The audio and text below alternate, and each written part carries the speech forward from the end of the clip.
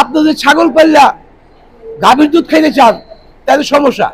আমি যখন ছাগল পাচ্ছি 5 কেজি 6 কেজি 7 কেজি পর্যন্ত আমি ছাগলের দুধ পাইছি। আর বাংলাদেশে আপনার সেই বিখ্যাত ছাগলগুলোর কথা কিন্তু মনে পড়ে এখনো।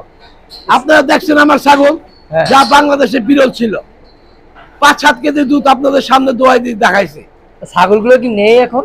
ওই ছাগল ভাই আর নাই, সব লুট হয়ে গেছে।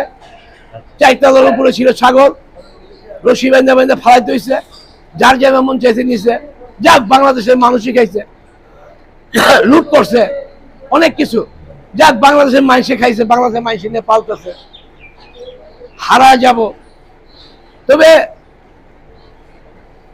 দুঃখের সহিত কি বলবো একটু পরে। আপনারা আবারও দাওয়াত দিলাম, আপনাদের যদি কেউ প্রয়োজন হয়